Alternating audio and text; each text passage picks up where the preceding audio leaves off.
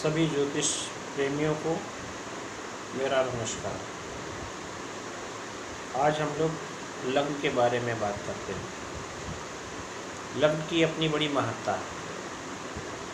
लग्न कमज़ोर है तो व्यक्ति कमज़ोर है। अन्य ग्रह चाहे जितने बली हों, अगर लग्न ही कमज़ोर है तो स्वास्थ्य आदि बिगड़ सकता है। बाकी ग्रह उतना अनुकूल फल दे पाएँ या न दे पाएँ, क्योंकि व्यक्ति जब तन से ही कमज़ोर है तो इसका भोग क्या भोगेगा। इसलिए अन्य ग्रहों की बलता के अलावा हमें लग्न को सबसे पहले देखना चाहिए। तो लग्न की अपनी महत्ता है। सबसे पहले आपकी प्रकृति क्या है, थोड़ा सा इसमें आयुर्वेद का भी ज्ञान होना चाहिए, क्योंकि ज्योतिष का और आयुर्वेद का बहुत पुराना संबंध है। आप वातल प्रकृति के हैं, आप पित्तल प्रकृति के हैं, आप कफल प्रकृति के हैं। किस प्रकृति के हैं आप? आपका कॉन्स्टिट्यूंट क्या है? इट्स वाटरी, इट्स एरी या फायरी? किस ह्यूमर में हैं आप, ये पता होना चाहिए। क्योंकि अगर आग को आप पानी में डाल देंगे तो उसमें एनर्जी नहीं होगी। तो संयोग देखा जाता है।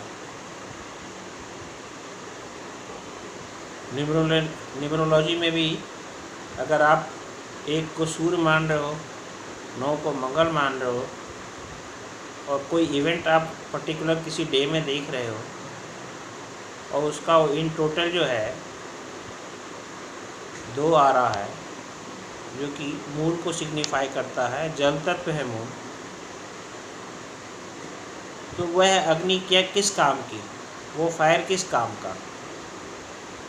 अगर बारूद है, लोहा भी है, उस लोहे में बारूद भरा हुआ है तो ब्लास्ट होने में देर नहीं लगेगी, जब तक उसमें थोड़ा सा इग्निशन फायर ना डाला जाए। लेकिन वही लोहे से युक्त बारूद को आप पानी में डाल देंगे तो फिर बेकार है ना। इसलिए इसी तरह प्रकृति काम करती है हमारी, कि हमारी जो प्रकृति है, वातल है, पित्तल है, कफल है, कॉन्स्टिट्यूट सबसे पहले देखना चाहिए। तो कुंडली में जो लग्न भाव है वो कितने अंश, कितने कला, कितने विकला में है, स्ट्रॉन्ग है कि नहीं है। अगर लग्नेश स्ट्रॉन्ग है तो आपका आधे से ज़्यादा कार्य ऐसे ही बन जाता है, क्योंकि स्वास्थ्य है तो सब कुछ है। यदि लग्न शुभ वर्गों के अंशों में नहीं है तो व्यक्ति दारिद्र होगा, दुखी होगा, दूसरों को दुख पहुंचाने वाला उसका स्वभाव होगा। यह सारे गुण जो है व्याप्त अधिक होंगे। वनस्पत जो अच्छे गुण होते हैं, अच्छे शुभ वर्गों में लग्न अगर आ रहा है, शुभ वर्गों में उसका सारी चीज़ें आ रही हों, तो इसका रिवर्स हो जाता है। व्यक्ति उत्तम होता है, मान सम्मान मिलता है, दूसरों की मदद करने वाला होता है, स्वास्थ्य अच्छा होता है।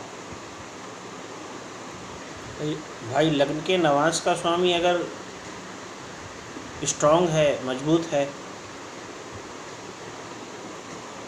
तब तो मनुष्य सुखी होगा। लग्न के दृष्टान का स्वामी अगर मजबूत है, स्ट्रॉन्ग है, तो व्यक्ति बलवान होगा। मनुष्य राजा के समान पदवी प्राप्त कर सकता है।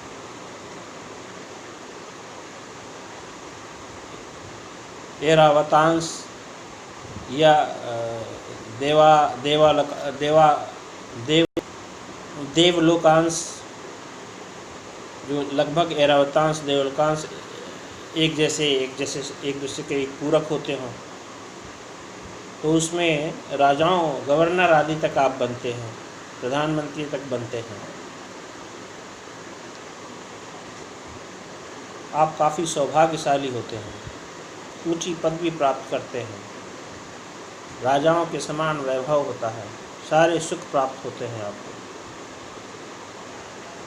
कहते हैं लग्नेश जब बलवान होता है तो वह पृथ्वी का स्वामी होता है, बहुत भाग्यवान होता है, बलशाली होता है, उसके अधीन दूसरे लोग कार्य करते हैं,